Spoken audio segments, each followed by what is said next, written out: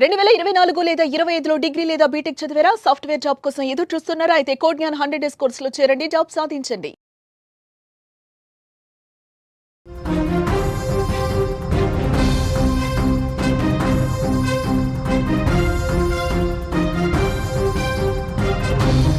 కడప జిల్లా గండికోటలో జరిగినటువంటి వైష్ణవి హత్యలో చంపింది ఎవరు, హంతకుడు ఎవరు?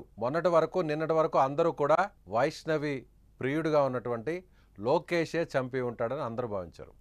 కానీ అనూహ్యంగా పోలీసులు లోకేష్కి ఈ హత్యకు సంబంధం లేదు, మాకు దొరికినటువంటి ఆధారాల ప్రకారం చూస్తే లోకేష్ హత్య చేయలేదని తాము భావిస్తున్నాము అంటూ మీడియాతో మాట్లాడారు పోలీసులు. అదేవిధంగా వెంటనే మాకు దొరికినటువంటి సీసీటీవీ ఫుటేజ్ అటు లోకేష్ అదేవిధంగా వైష్ణవి ఇద్దరు మొదట బైక్లో వెళ్ళారు, తిరిగి ఒంటరిగా లోకేష్ మాత్రమే బయటకు వచ్చాడు. ఈ మధ్యలో వీళ్ళిద్దరు వెళ్ళిన తర్వాత సురేంద్ర, వైష్ణవి పెదనాన్న కొడుకు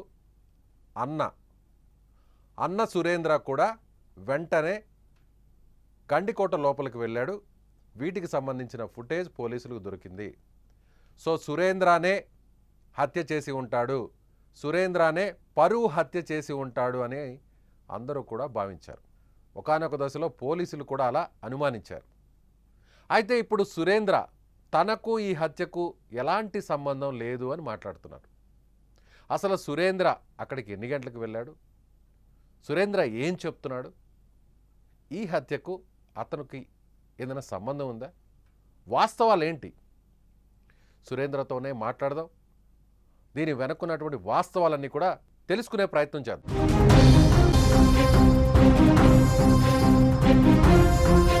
హలో, సురేంద్ర అండి మాట్లాడేది? నేను విజయ్ అండి, జర్నలిస్ట్ విజయ్, సుమన్ టీవీ నుంచి మాట్లాడుతున్నాను. చెప్పండి. సురేంద్ర, ఏం జరిగిందో డీటెయిల్ గా ఒకసారి చెప్పగలరా? షూర్. చెప్పండి, ఏం జరిగింది? యాక్చువల్ గా మా పిన్ని వాళ్ళు, మేము ఉండేది హనుమాన్ గుర్తుకురాం. సో మా పిన్ని వాళ్ళు ప్రొద్దుటూరు అయ్యారు ఉన్నారు, అంటే అమ్మాయి స్టడీస్ కోసం. ఓకేనా, స్టడీస్ కోసం అక్కడ చేరున్నారు. నా అమ్మాయి అక్కడి నుంచి కాలేజీకి వెళ్ళేది. సో యాక్చువల్ గా డైలీ మా తమ్ముడు, వాడు అంటే అమ్మాయి అన్న, వాడు వెల్టెక్ కాలేజ్, వైష్ణవి సొంత అన్న. అవునవును. వాడు వెల్టెక్ కాలేజ్ చదువుతున్నాడు, ఇంజనీరింగ్ పూర్తయింది ఈ సంవత్సరమే. సో సర్టిఫికేట్ కోసం వాడు చెన్నై వెళ్ళున్నాడు. సో యాక్చువల్గా వాడి ఇంటి దగ్గర రోజు వాడే దింపుతాడు అనమాట, కాలేజ్ దగ్గర పికప్ డ్రాప్. సో నిన్న సోమవారం మాత్రం వాడు వెళ్ళలేదు. వెళ్ళకుండా అంటే ఈ అమ్మాయి ఏమైందంటే కాలేజ్ ఒకటి వెళ్ళిపోయింది, కాలేజ్ వెళ్తున్నా అనేసి. సో మా పిన్ని మా విలేజ్ కి వచ్చింది అనమాట, డాక్రా డబ్బులు కట్టుకోవడానికి. మా విలేజ్ కి వచ్చింది. తర్వాత ఏమైందంటే 9:30 ఆ మధ్యలో వీళ్ళు కాలేజ్ నుంచి మా బాబాయ్ కాల్ వెళ్ళింది, వైష్ణవి కాలేజ్ రాలేదనేసి. అప్పుడు మా బాబాయ్ మా పిన్నికి కాల్ చేశాడు. అంటే మా పిన్ని అప్పుడు విలేజ్ వచ్చేసింది మా ఊరికి, నేను ఈ ఊర్లోనే ఉన్నాను. సో మా పిన్ని అంటే, అరే బాబాయ్ కాల్ చేశాడు, కాలేజ్ వెళ్ళి ఫోన్ చేశారు అంటే పాప కనపడలేదు, అదే కాలేజ్కి రాలేదనేసి. అంటే సో ఉండు ఒక నిమిషం అనేసి, నేను ఆల్రెడీ ఇంత ముందు లోకేష్ వాడు మా అమ్మాయిని ట్రాప్ చేస్తున్నాడు. ఎన్ని సంవత్సరాల నుంచి రిలేషన్ ఉంది సురేంద్ర ఇప్పుడు మీ చెల్లెలు వైష్ణవికి లోకేష్ కి? నాకు తెలిసినంత వరకు అయితే 1 year. అంటే మేము మధ్యలో వార్నింగ్ ఇస్తున్నాము, అంటే మాకు తెలిసినప్పుడు ఏదైనా జరుగుతుందని తెలిసాము, మేము వార్నింగ్ ఇస్తున్నాం అనమాట. ఇంట్లో వాడికి ఇస్తున్నాము, ఇట్లా పాపకు కూడా. ఏమని ఇచ్చారు గతంలో, ఏమని చెప్పారు మీరు లోకేష్ గానీ వైష్ణవికి గానీ? ఏమైనా వార్నింగ్ ఇచ్చారు?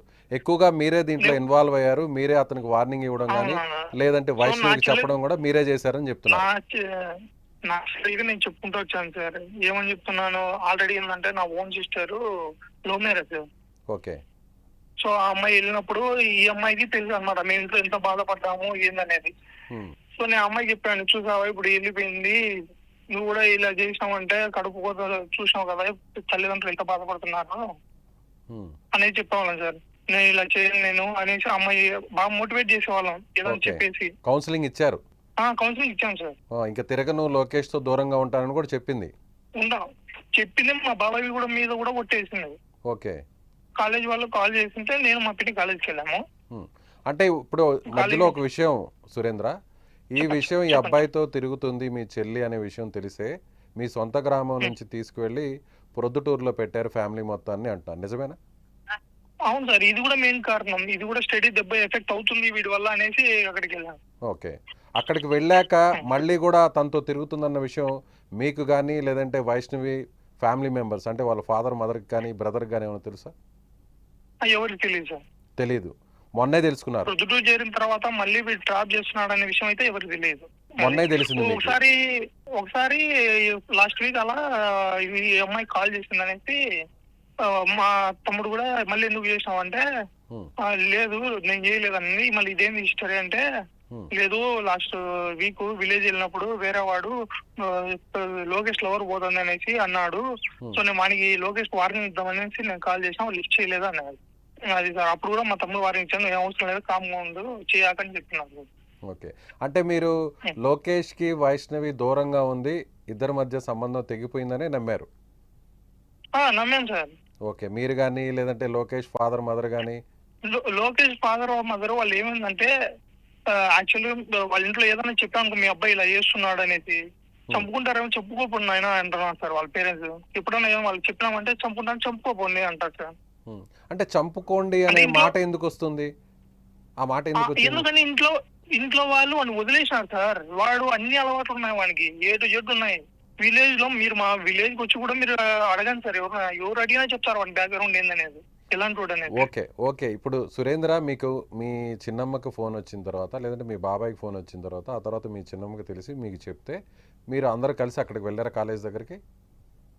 కాలేజ్ దగ్గరికి వెళ్ళాను సార్. అంటే మీరు అనుమానంతో వెళ్ళారా లేదంటే మామూలుగా మీరు ఎందుకు వెళ్ళారు? జనరల్గా వెళ్తే వాళ్ళ మదరో ఫాదరో వెళ్ళాలి, మీరు ఎందుకు వెళ్ళారు? మా బాబాయ్ ఎరుంటలో పని చేస్తాడు సార్. సో నేను ఇంటి దగ్గరే ఉన్నా.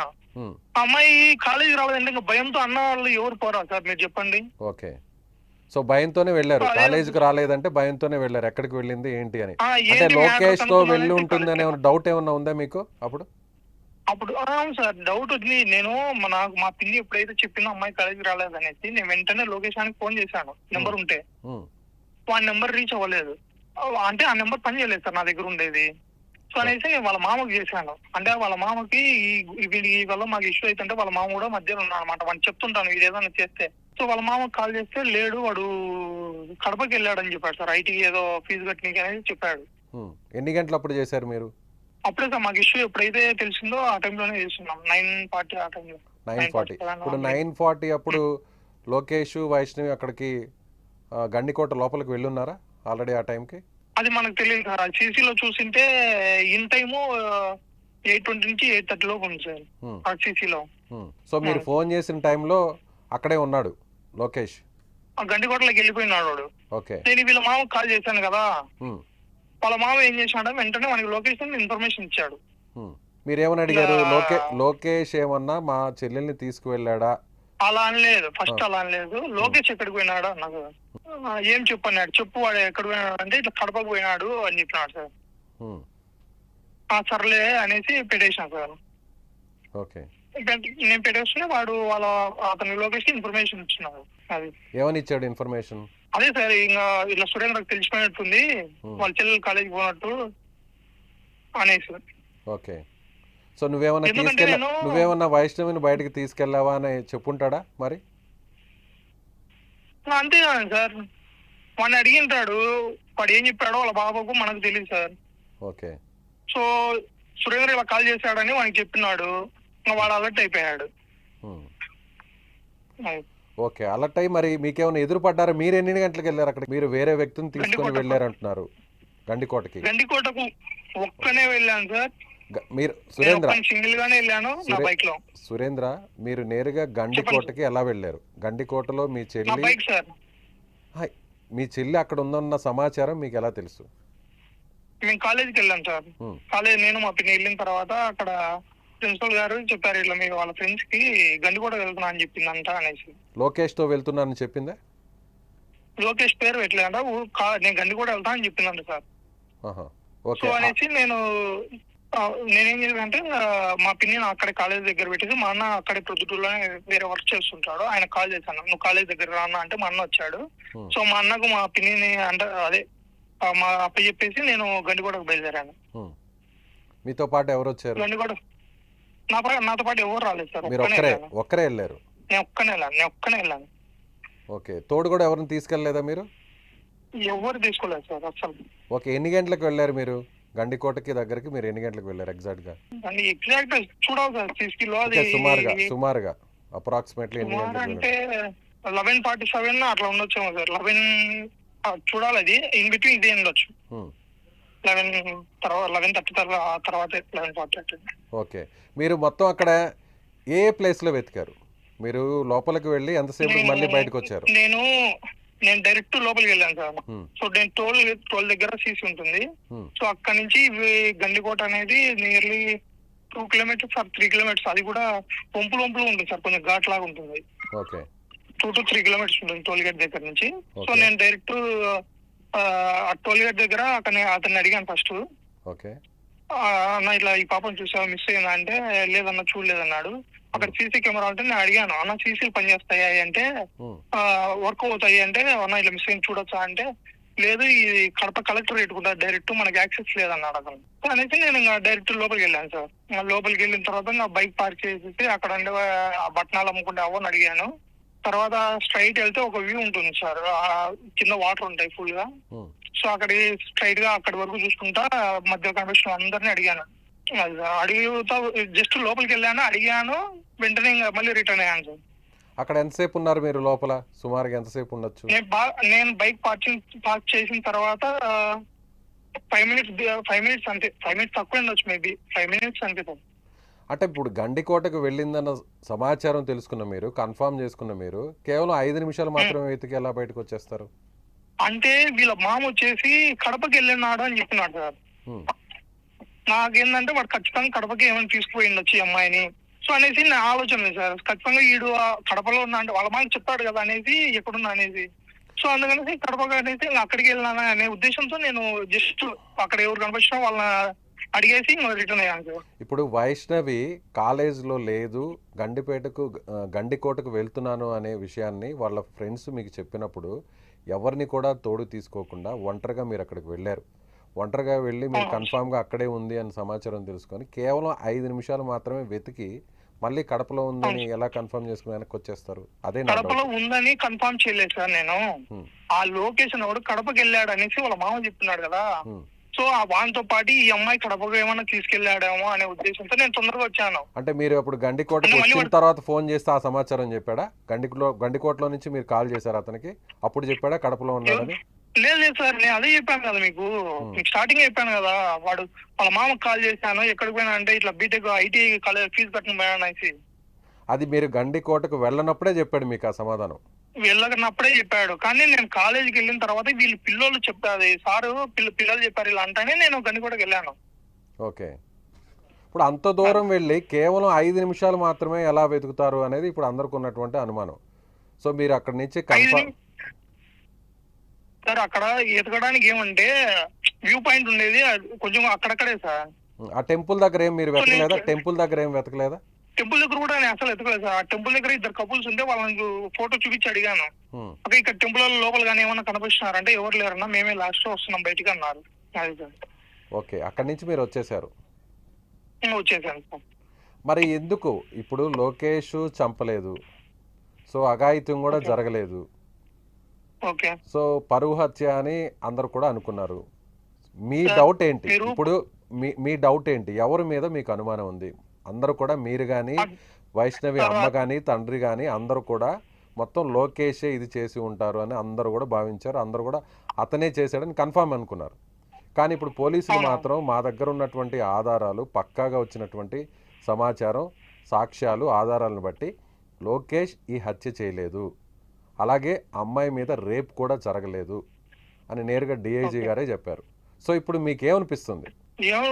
మాకైతే ఇప్పటి వరకు తర్వాత ఈ జరిగింది కదా, డాక్టర్స్ చేస్తున్నారు, అది రిపోర్ట్స్ అయితే మాకు ఏం చెప్పలేదు. ఇప్పటిగా మా ఫ్యామిలీ వరకు ఏం రాలేదు. ఇప్పుడు మీరేమంటారు? పోలీసులు అయితే చెప్తున్నారు, చాలా కరాఖండిగా చెప్పారు లోకేష్ చేయలేదు అని. మీకు ఇంకెవరి మీద అయినా అనుమానం ఉందా? సో అందరూ కూడా ఏంటంటే మీరు వెళ్ళారు కాబట్టి, లోకేష్ వైష్ణవి వెళ్ళిన తర్వాత మీరు వస్తున్న సమాచారం తెలుసుకొని మీరే చెప్తున్నారు ఏమని, లోకేష్కి వాళ్ళ బావ ఈ విధంగా నేను వెతుకుతున్నాను, అక్కడికి స్పాట్కి వస్తున్నాను తెలుసుకొని లోకేష్ అక్కడి నుంచి పారిపోయాడు. పారిపోయిన తర్వాత అక్కడ ఒంటరిగా ఉన్న వైష్ణవిని పరువు హత్య చేసి ఉంటారని అందరూ అనుమానిస్తున్నారు. అనుమానించారు ఓకే కూడా. సార్, నేను సో చెప్తాను. అందుకని మీరు వెళ్ళారు కాబట్టి మీరేమన్నా లేదు, నేను చెప్తాను. చెప్పండి. పరువు హత్య చేసే విధంగా అయితే నా ఓన్ సిస్టర్ సార్, ఓకేనా, నా ఓన్ సిస్టర్ ఆ అమ్మాయి లవ్ మ్యారేజ్ చేసుకుంది. మిడ్ నైట్ ఇంట్లో నుంచి వెళ్ళిపోయేసి వేరే అబ్బాయితో. ఉమ్, ఒకవేళ నేను చేయాలనుకుంటా, నేను చేయాలనుకుంటే అప్పుడు నా చెల్లినైనా నేను చేయగలను కదా సార్. ఉమ్, మీరు ఆలోచించండి, నా ఓన్ సిస్టర్ కూడా నేను చేయలే. ఉమ్, ఇప్పుడు నా చెల్లెలు మా ఇంటికి వస్తుంది, ఆల్రెడీ కలుసుకున్నాం, నా మ్యారేజ్ అయిన తర్వాత ఇది కలుసుకున్నాము, పాపని మేము హ్యాపీగా ఉన్నాం. చేయాలనుకుంటే ఆ ఉద్దేశం ఎందుకు ఉంది సార్? అలాంటి ఆ ఉద్దేశాలు ఉండేది అది వేరు, ఆ మనిషి అలాంటి వేరు వాడు. ఉమ్. ఏదైనా ఈ గాంజా ఈ అలవాట్లు అన్నిటి తెగించినోడు మాత్రమే అలా నీచమైన పనులు చేయగలరు. సో పోలీసులు- ఎవరైనా సార్ ఎలా సార్? ఇప్పుడు మీరు నా ఇంట్లో కనుక్కోండి, నా చెల్లెలను నా వయసు నేను ఎలా చూస్తున్నానో అడగండి. ఆ అమ్మాయిని నేను మరి అంత ఘోరంగా నేను ఎలా చంపుతాను సార్? మరి అంత ఘోరంగా అసలు. ఉమ్. పరువు హత్య అంటే ఆ బాధతో పరువు తీసేస్తుందేమో, ఇలా జులాయిగా తిరిగే వ్యక్తితో ఎన్నిసార్లు చెప్పినా కూడా తిరుగుతుంది, మోసం చేసి మళ్ళీ కూడా మమ్మల్ని మోసం చేసి ఊరు నుంచి సొంత ఊరు వదిలిపెట్టుకొని ఒడ్డుటూరు తీసుకొస్తే మళ్ళీ కూడా ఇప్పుడు లోకేష్తో తిరుగుతుంది. ఇలా చెప్పా పెట్టకుండా గండిపేట ఇలాంటి జనసంచారం లేని ప్లేస్కి వచ్చింది అని ఆ బాధతో ఆవేశంతో ఆ కసితో ఏమైనా చేస్తుంటారని. అలా కాదు సార్, లేదు సార్, వారు అమ్మాయిని ఎలా అంటే మేము చెప్పిన తర్వాత అబ్బాయి బాగా మోటివేట్ అయిపోతుంది. మా కాళ్ళు పట్టుకొని కూడా ఎప్పుడే కానీ చేయని ఉంటుంది, మా బాబాయ్ మా పిన్ని కాళ్ళు పట్టుకొనేసి. వాడేం చేస్తాడు తర్వాత కోసుకుంటే మీ అమ్మ మీ నాయన అందరు జైలు పోతారంటాడు సార్. అమ్మాయి భయపడిపోతుంది. ఎప్పుడన్నా చెప్పిందా అమ్మాయి ఈ విధంగా నన్ను వేధిస్తున్నాడు, టార్చర్ పెడుతున్నాడు, వెంటబడుతున్నాడు అని ఎప్పుడు చెప్పిందా? చెప్పింది, ఈ విషయం మాకు చెప్పింది సార్, ఇంట్లో కూడా చెప్పింది, వాళ్ళ పేరెంట్స్ కూడా చెప్పింది. నువ్వు ఎందుకు ఇలా చేసినా కూడా మరి మేము ఇంత చెప్తాను కూడా మళ్ళీ ఎందుకు అంటే ఇలా చేస్తున్నాడు, ఏం చేయాలి అనేసి. నేను ఆ అబ్బాయిని లొకేషన్ కూడా అడగండి, చెప్తూనే వచ్చాను. అని ఏ రోజు నేను కొట్టను కూడా కొట్టలే, మాటలతోనే చెప్తున్నాను సార్. నేను అసలు చేయి చేసుకుంటాను, నాకు అంత దూరము పెట్టుకుని ఏమున్నా ఫస్ట్ మాటలతోనే చెప్తాను నేను. ఓకే, పోలీసులు ఏమన్నా మిమ్మల్ని పిలిచి మాట్లాడడం జరిగిందా సురేంద్ర? పోలీసులు ఏమన్నా మిమ్మల్ని పిలిచి మాట్లాడడం జరిగిందా? మీ దగ్గర నుంచి ఏమన్నా సమాచారం? డిఎస్పీ గారు స్టేట్మెంట్ తీసుకున్నారు, ఎలా వచ్చావు ఏంటి, ఎక్కడెక్కడ చూసావు ఏంటి అనేసి అడిగారు, చెప్పాను. సో అలాగే మీరు ఒక విషయాన్ని కూడా చెప్పారు, అతని ఫోన్ తీసుకొని అతని ఫోన్ లాక్ కూడా ఓపెన్ చేయండి, దాంట్లో గూగుల్ మ్యాప్స్లో సెట్టింగ్స్ ఓపెన్ చేస్తే ఎక్కడెక్కడ తిరిగాడు అనే లొకేషన్స్ కూడా వస్తాయి. సో మీరు పూర్తిగా వాటి మీద ఒక అవగాహన ఉంది మీకు, అంటే లొకేషన్ అక్కడికి వెళ్తే ట్రేస్ అవుట్ అవుతుంది, ఫోన్ అక్కడ. చదువుకున్న సార్, ఆమె గ్రాడ్యుయేటెడ్ సార్, ఓకేనా. నేను ఆ మాత్రం నేను అందుకనేసి నేను ఫోన్ చేస్తే ఆ ఫోన్ వాళ్ళ బావ దగ్గర వచ్చింది. వాళ్ళ బావనే నాకు నెంబర్ ఇచ్చాడు, నేను ప్రెజర్ చేస్తే లొకేషన్ నెంబర్ కావాలనేసి. తర్వాత ఆ నెంబర్కి నేను పదే కాల్ చేస్తే వాళ్ళ బావనే ఎత్తాడు, నాకు ఎవరైతే నెంబర్ ఇచ్చాడో ఆ అబ్బాయి ఎత్తి. అతను అప్పుడేదో ఆ టైంలో ఏమన్నాడంటే ఇసుక తోలుతున్నాడు అని చెప్పాడు సార్. అంటే అప్పటికి వాడు ఇంటి దగ్గరకు వచ్చేసాడు. అప్పుడు వాళ్ళ బావ ఫోన్ ఇచ్చినప్పుడు నేను రిటర్న్ ఉన్నా గండికోట నుంచి. సో సురేంద్ర బైక్ తోలుతూనే డ్రైవ్ చేస్తూనే మాట్లాడేవాళ్ళం. ఓకే సురేంద్ర, వైష్ణవికి లోకేష్ తో కాకుండా ఇంకెవరన్నా కాలేజీలో ఏదన్నా గొడవ జరగడం గానీ, ఏదన్నా వైష్ణవి కక్ష పెంచుకోవడం గానీ? కాలేజీ ఉమెన్స్ కాలేజ్ సార్, అది కాలేజీ ఉమెన్స్ కాలేజ్, అబ్బాయిలకి అసలు ప్రవేశం లేదు.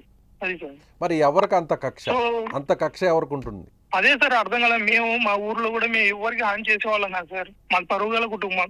మీరు కావాలంటే మా బ్యాక్గ్రౌండ్ అనేది కూడా మా విలేజ్కి వచ్చి మీరు ఇంటరాగేట్ చేసుకోండి. మీరు ఇప్పుడు ఏమనిపించింది, మీరు అక్కడికి పోలీసులు ఆ డెడ్ బాడీని ట్రేస్ అవుట్ చేసేటప్పుడు మీరు కూడా అక్కడే స్పాట్లో ఉన్నారు అని చెప్తున్నారు, మీరే అక్కడికున్న ఆధారాలను కూడా పోలీసులు చూపించారంటున్నారు.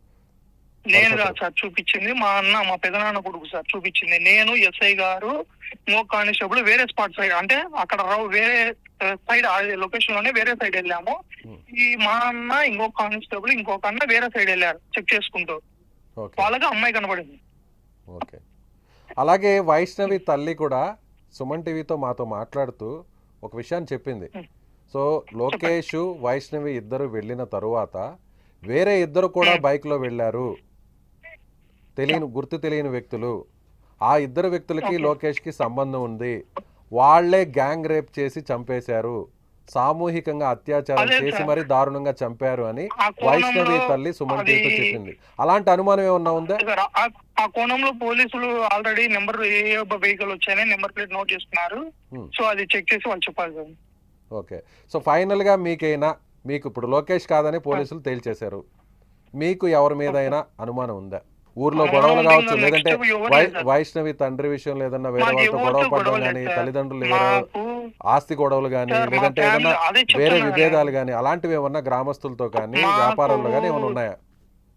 ఏమి లేవు. మాకు చంపుకుంటేంత విభేదాలు మా కుటుంబంలో ఎవరికి లేవు. మీరు చంపుకోవడం ఓకేనా? కాదు మేమందరం- అంటే మీతో మీ చెల్లెళ్ళు తల్లిదండ్రులతో లేదా మీ చెల్లెలతో ఇటీవల ఎవరైనా గొడవ పడడం కానీ ఏదైనా కక్ష లేదు పెంచుకోవడం లేదు, కానీ? అలాంటి ఏమేం లేదు. లేదు అలాంటి ఏం లేదు సార్. ఓకే, ఫైనల్గా ఏమనుకుంటున్నారు? ఫైనల్గా ఏం చెప్పదలుచుకున్నారు?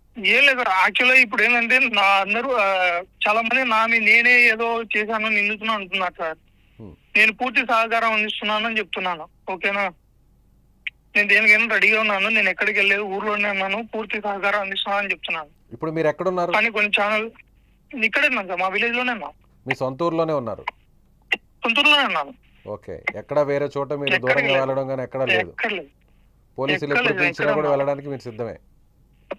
పోలీసులు ఆల్రెడీ ఉంది సార్. ఇక్కడ మా కానిస్టేబుల్స్ కూడా ఉన్నారు.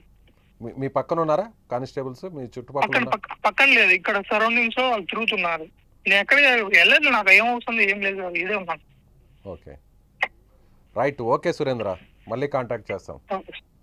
ఎస్, ఇది సరిగ్గా సురేంద్ర చెప్తున్నటువంటి మాటలు. ఇది సుమన్ టీవీతో ఫోన్లో మాట్లాడుతూ అనేక విషయాలను అతను మాట్లాడాడు.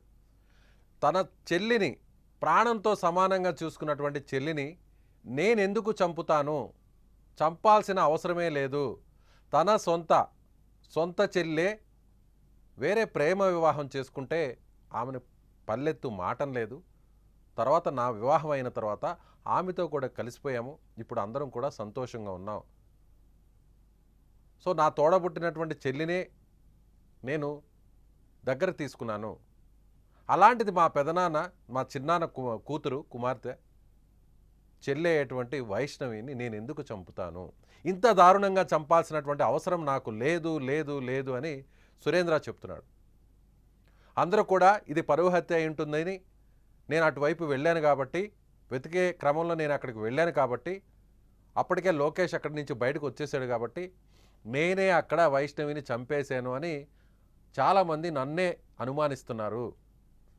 నాకు వైష్ణవి హత్యకు సంబంధం లేదు, నేను వెళ్ళినటువంటి మాట వాస్తవమే, నేను కేవలం అక్కడ 10 నుంచి 20 నిమిషాలు మాత్రమే ఉన్నాను గండికోటలో, వెంటనే మళ్ళీ తిరిగి నేను కడపకు వెళ్ళుంటారేమో అనే ఉద్దేశంతో నాకు కనిపించకపోవడంతో అక్కడి నుంచి నేను వెనుతిరిగాను, దయచేసి అర్థం చేసుకోండి, నేను నా చెల్లెల్ని చంపాల్సిన అవసరం లేదు అంటూ సురేంద్ర చెప్తున్నాడు.